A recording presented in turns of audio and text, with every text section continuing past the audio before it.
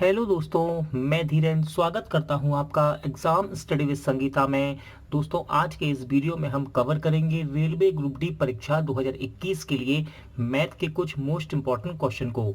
दोस्तों, इस सीरीज़ में हम चैप्टर वाइज और साथ ही साथ एक्सपेक्टेड क्वेश्चन को लेकर चल रहे हैं। अभी तक हमने क्षेत्रफल और आयतन चैप्टर को कवर कर लिया है और आज से हम सीखेंगे दोस्तों चक्रवर्ती ब्याज। याद रखिएगा, चक्रवर्ती ब्याज से जितने भी most important type wise question बनते हैं हम सारे ही इस वीडियो में यानी कि इस सीरीज में कवर करेंगे दोस्तों। और साथ ही साथ इसके बाद में आपको रेलवे की परीक्षाओं में खास तौर से जो कि ग्रुप डी में क्वेश्चन पूछे गए हैं वो क्वेश्चन भी कवर कराऊंगा। तो चलिए दोस्तों, हम अपनी क्लास शुरू करते हैं। पहला क्वेश्चन देखते हैं दोस्तों, चक्रवर्ती ब्याज का क्वेश्चन है ये और बहुत ही बेसिक क्वेश्चन है और इस प्रकार के क्वेश्चन ग्रुप डी में पूछे जाते हैं। देखिए क्या कह रहा है, 2500 रुपये का 8% प्रति वर्ष के हिसाब से 2 वर्ष का चक्रवृद्धि ब्याज कितना होगा। तो दोस्तों, इस सवाल को करने के लिए हम एक तो रेशियो मेथड यूज़ कर सकते हैं और दूसरा है दोस्तों इसे हम दर से सॉल्व करें। तो याद रखिएगा, सबसे सही तरीका यानी कि सबसे आसान तरीका है कि हम इसे दर से सॉल्व करें।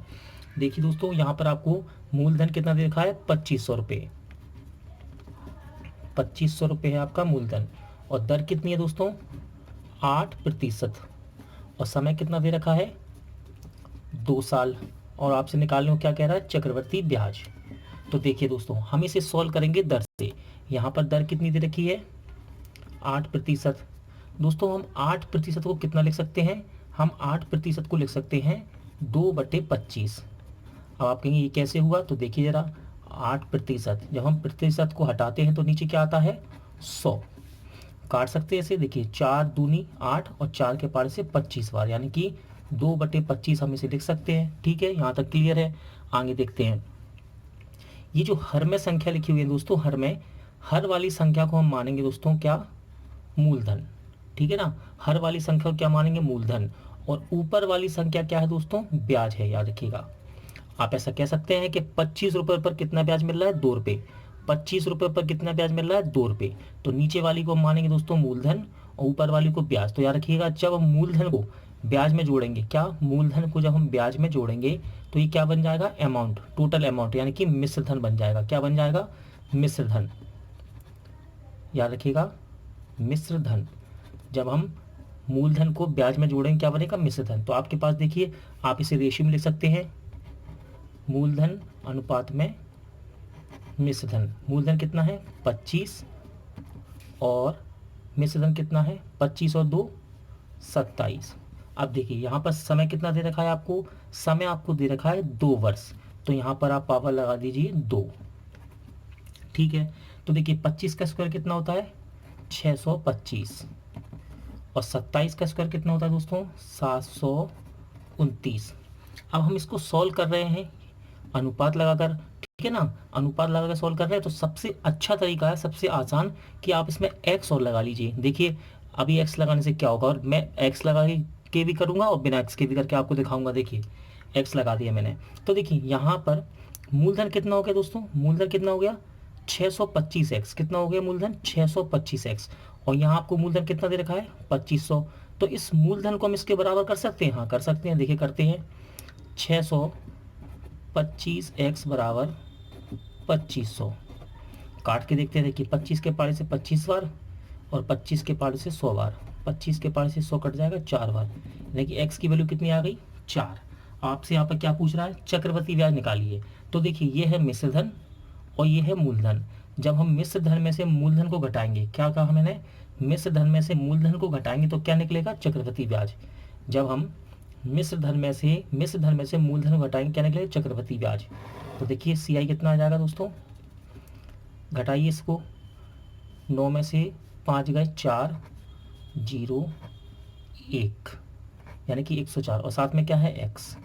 आप चाहें तो देखिए 104 x है और x की वैल्यू कितनी है, 4। तो यहाँ रख दीजिए, 104 में जैसे ही हम 4 का गुणा करेंगे तो कितना आ जाएगा, 4 चौके 16 और 4 चौके 16, यहाँ से लगी 0 1 और 4 कम 4, यानी कि चक्रवृद्धि ब्याज कितना निकल कर आएगा, ऑप्शन ए, 416। ठीक है दोस्तों, ये तो मैंने x लगा के आपको सिखा दिया। आप चाहें तो बिना x के भी कर सकते हैं। देखिए कैसे, यहाँ तक तो हमने सॉल्व कर ही लिया था, 625 यहाँ तक तो हमने सॉल्व कर ही लिया था 625 और 729। अब देखिए यहाँ मूलधन कितना बना 625 और यहाँ कितना दे रखा है 2500। तो अब जरा देखिए 625 से 2500 कैसे बन सकता है, यदि हम इसमें 4 का गुणा कर दें। कैसे 625 से 2500 कैसे बनता है, यदि 4 का गुणा कर दें बन जाएगा दोस्तों। और देखिए सी आई कितना है, अंतर कर लीजिए, सी आई कितना है 104। जब आपने यहाँ 4 का गुणा किया है तो सी आई निकालने के लिए भी आपको 4 का गुणा करना पड़ेगा यहाँ, ठीक है ना। तो कितना आ जाएगा 416। आप दोनों तरीके यहाँ पर यूज़ कर सकते हैं। अगला क्वेश्चन देखते हैं दोस्तों, कितना धन 2 वर्ष में 4% वार्षिक चक्रवृद्धि ब्याज की दर से 1352 हो जाएगा। तो दोस्तों यहाँ पर आपको पूछा गया है मूलधन, कह रहा है ना कितना धन, तो आपको यहाँ पर निकालना है मूलधन, ठीक है ना। और समय कितना है 2 वर्ष, और दर कितनी दे रखी है दोस्तों, आपको दर दे रखी है 4%, ठीक है ना। और ये चक्रवृद्धि ब्याज से कितना हो जाता है 1352, यानी कि ये आपको दे रखा है मिश्र धन।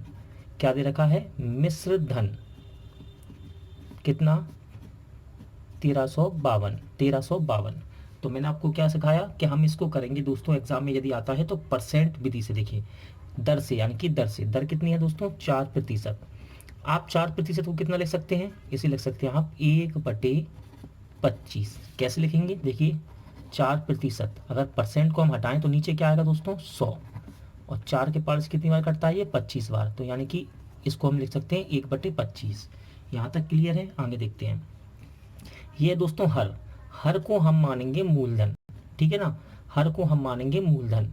और ये है ब्याज, आप कह सकते हैं कि 25 रुपये पर आपको 1 रुपये का ब्याज मिल रहा है।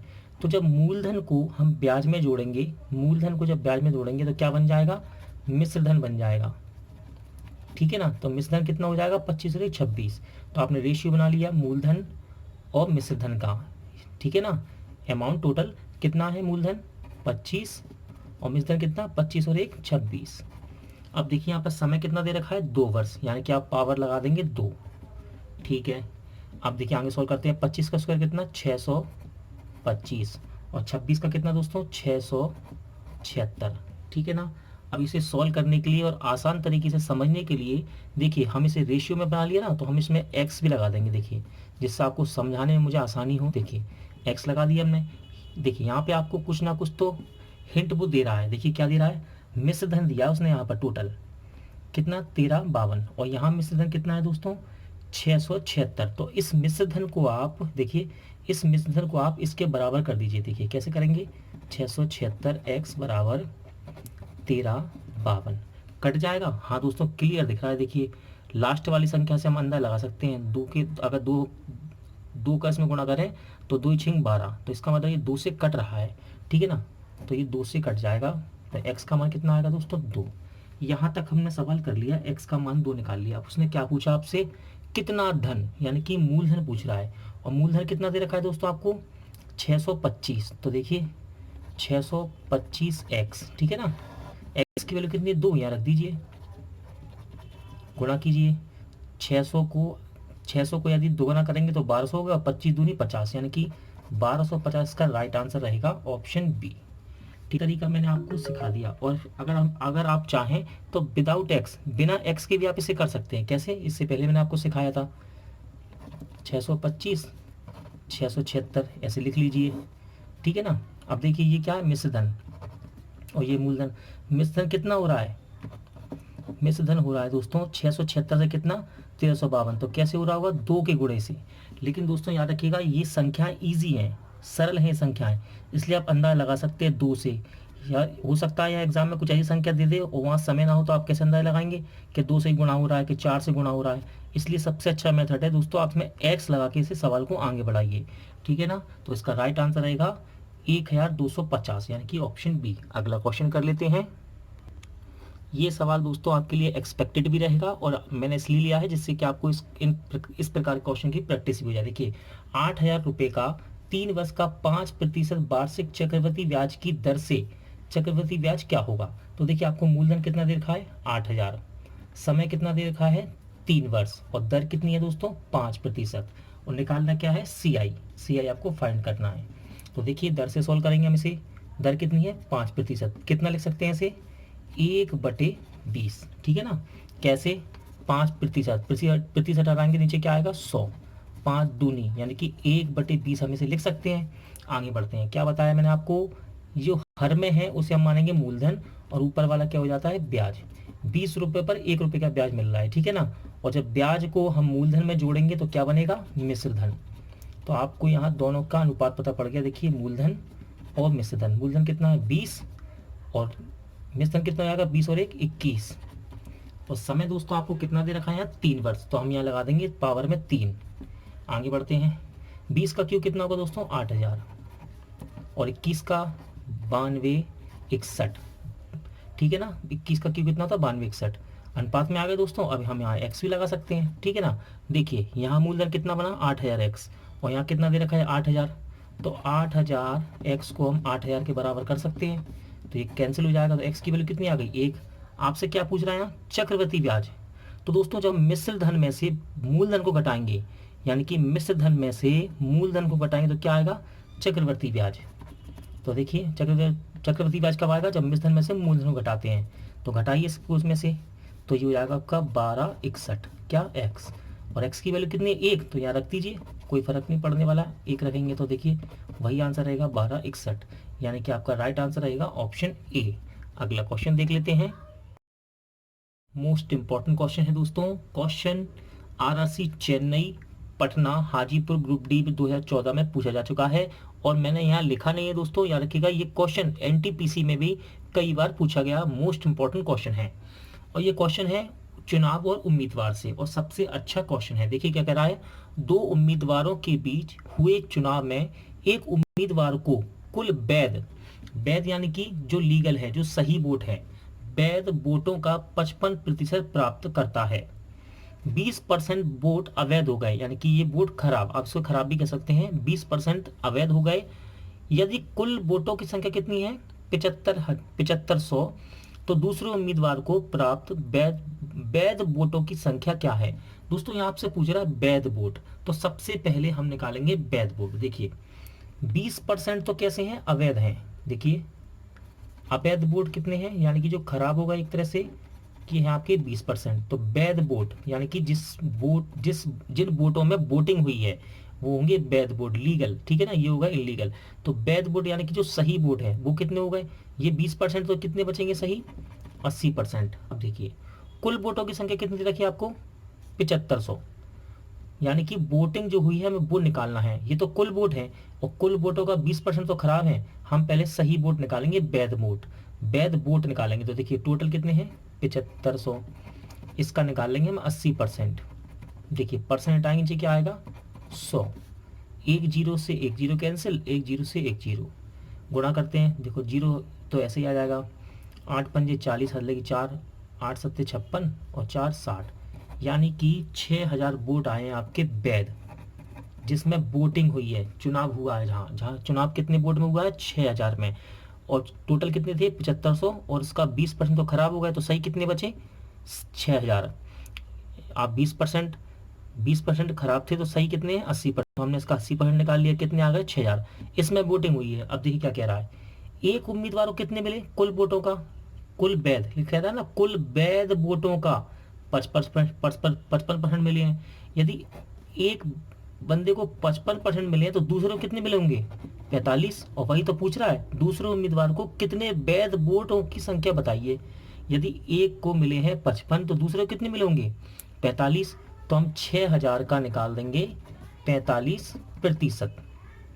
परसेंट हटाएंगे नीचे क्या आएगा 100, 0 से 0 कैंसिल, 0 से 0 गुणा करते हैं, 0 तो ऐसे ही आएगा दोस्तों। अब देखिए 6 पंजे 30 हंस लगे 3, 6 चौको 24 और 3 27, यानी कि दूसरे व्यक्ति को कितने वोट मिले हैं वैध वोट 2700, ऑप्शन ए। मैं दोबारा समझा देता हूं दोस्तों इस सवाल को, मोस्ट इंपोर्टेंट क्वेश्चन है। क्या कह रहा है, उम्मीदवार चुनाव हुआ 55% प्राप्त की है पहले बंदे ने, और 20% वोट कैसे हैं अवैध हैं, और कुल वोट कितने हैं 7500।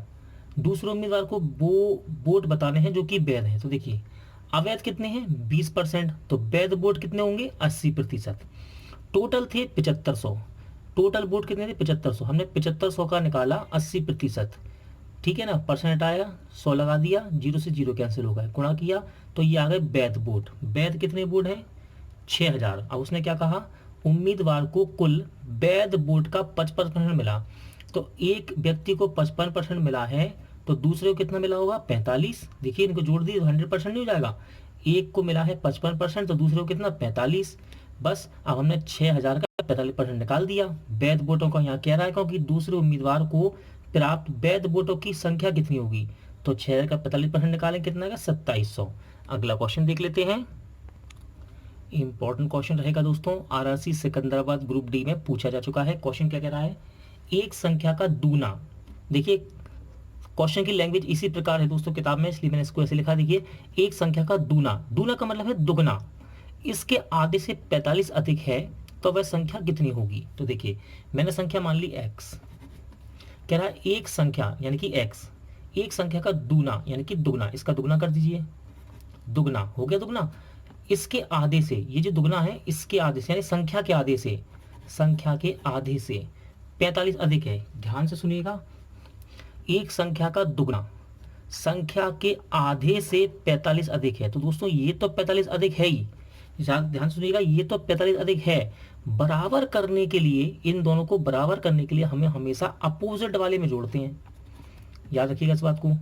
ये तो दुगना है, लेकिन जब हम इसको बराबर करते हैं तो हमेशा अपोजिट वाले में जोड़ते हैं। देखिए ये तो दुगना है, कह रहा ना, इसके आधे से 45 अधिक है, ये जो संख्या है 45 अधिक है इससे, ये तो है ही, लेकिन बराबर करने के लिए हम इसमें जोड़ेंगे 45।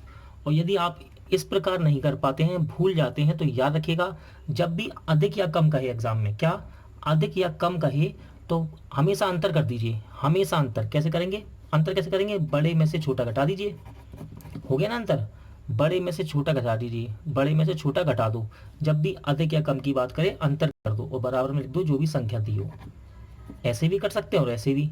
या अब देखिए अगर हम इसको बराबर किस तरफ लाते हैं एक्स वाले पद को, तो यही तो बन जाता वो, ठीक है ना। आगे सोल्व करते हैं। देखिए इसके नीचे हम एक मान सकते हैं, मान सकते हैं, ठीक है ना। लो मैंने एक मान लिया, क्या दिक्कत है।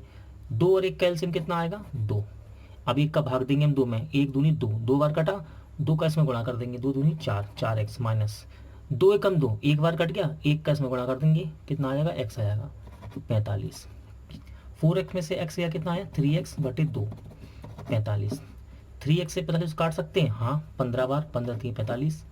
इस 2 का हो जाएगा क्रॉस गुणा, तो x की वैल्यू कितनी आएगी दोस्तों, 30, यानी कि ऑप्शन डी। अगला क्वेश्चन देखते हैं, क्वेश्चन नंबर 6 देखते हैं। इंपॉर्टेंट क्वेश्चन दोस्तों, आरआरसी कोलकाता ग्रुप डी 2013 में पूछा भी गया है। क्या कह रहा है, दो संख्या का योग 2490 है। यदि एक संख्या का 6.5% दूसरी संख्या के 8.5% के बराबर है तो ये संख्या हमको निकाल के बतानी है। देखिए मैं मान लेता हूं पहली संख्या, ठीक है, और दूसरी संख्या, इनका योग कितना दे रखा आपको, पहली दूसरी का 2490। फिर उसने कहा एक संख्या का, यानी कि पहली संख्या का मतलब है गुना 6.5% दूसरी संख्या के, दूसरी संख्या ये रही, दूसरी संख्या के मतलब गुणा 8.5% के बराबर है। पढ़िए क्या कह रहा है, एक संख्या का यानी कि पहली संख्या का मतलब गुणा 6.5% दूसरी संख्या के, दूसरी संख्या ये रही, दूसरी संख्या के मतलब गुणा 8.5% के बराबर है। तो देखिए हम इनका निकालेंगे पहले रेशियो। देखिए आप चाहें तो यार इसको डायरेक्ट भी काट सकते हैं, देखो परसेंट से परसेंट कट जाएगा और पॉइंट से पॉइंट कट जाएगा, ठीक है। देख सुनिए, परसेंट से परसेंट कट जाएगा और पॉइंट से पॉइंट कट जाएगा, क्यों, क्योंकि एक अंक के बाद है ना। और अब यदि आप चाहें बेसिक करना तो बेसिक से हो सकता है। देखिए परसेंट हटाएंगे नीचे क्या आएगा, 100, परसेंट हटाएंगे नीचे क्या आएगा, 100। अब देखिए एक अंक के बाद दशमलव है, जब हम एक अंक के बाद दशमलव को हटाते हैं तो एक जीरो बढ़ जाता है, यानी कि 10 का गुणा हो जाता है, तो ये हो गया 10 का गुणा। इसमें भी एक अंक के बाद दशमलव है, तब जब हम इसको हटाएंगे तो एक जीरो लग जाएगा, यानी कि 10 का गुणा हो जाएगा, तो एक जीरो और लग गया। अब इसको काट लीजिए, 1000 से 1000 कट गया। देखिए 5 के पहाड़े से हम इसे काट सकते हैं, ठीक है ना, 5 के पहाड़े से काट सकते हैं। 5 के पहाड़े से ये कटेगा दोस्तों आपका 13 बार, और 5 के पहाड़े से कटेगा 17 बार। तो देखिए क्या आ गया जी, पहली संख्या गुणे 13 बराबर दूसरी संख्या गुणे 17। तो रेशियो कैसे बनेगा, पहली संख्या अनुपात दूसरी संख्या का, पहली संख्या क्या होगी 17 के अनुपात में, यानी कि 17x, और दूसरी क्या होगी 13, यानी कि 13x। याद रखिएगा, हमेशा जब बराबर हो अपोजिट वाले माने जाते हैं। पहली संख्या होती है ये जो कि इसके गुणे में हो, उस संख्या के गुणे में हो, और दूसरी संख्या क्या होगी जो पहले के गुणे में हो। तो पहले के गुणे में क्या 13 और दूसरे में क्या है 17। हमेशा अपोजिट लीजिएगा अनुपात बनाने के लिए। बन गया अनुपात। अब देखिए अनुपात आ गया। सवाल में क्या कहा, पहले दूसरे का योग 2490 है, यानी कि इन संख्याओं का योग कितना है 490। इनका योग कितना हो जाएगा 17 और 13 30x बराबर वो कितना दे रखा है आपको 2490। काट सकते हैं, हाँ काट सकते हैं, काटिए 3 के पार से। 3 अट्ठे 24, ठीक है 3 अट्ठे, हाँ सही है 3 अट्ठे 24। दोस्तों ये 30 होगा, सॉरी 30x। देखिए 0 से 0 कैंसिल, 3 अट्ठे 24 और 3 त्रिका 9, यानी कि x की वैल्यू आ गई दोस्तों 83। अब आपसे पूछ रहा है संख्या बताइए। तो पहली संख्या है दोस्तों 17x और दूसरी है 13x। तो इस x की वैल्यू यहाँ रखनी है हमको बस दोनों जगह।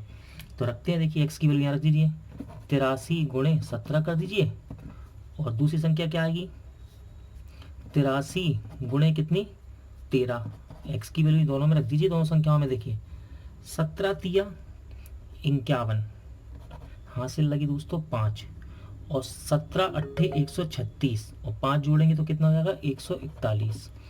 पहली संख्या ये आ गई। दूसरी संख्या देखिए 13 तिया 39, हासिल लगी 3, 13 अट्ठे 104 और 104 में 3 जोड़ा तो कितना 107। तो ये संख्या आ गई 14 11 और 10 79, यानी कि ऑप्शन डी आपका राइट आंसर रहेगा। दोस्तों आज का वीडियो यही एंड होता है। उम्मीद करता हूँ आपको सभी सवाल समझ आए होंगे और चैप्टर अच्छे लगे होंगे, यानी कि वीडियो अच्छा लगा होगा। दोस्तों पूरा वीडियो देखने के लिए थैंक यू। जल्द मिलते हैं नेक्स्ट वीडियो में।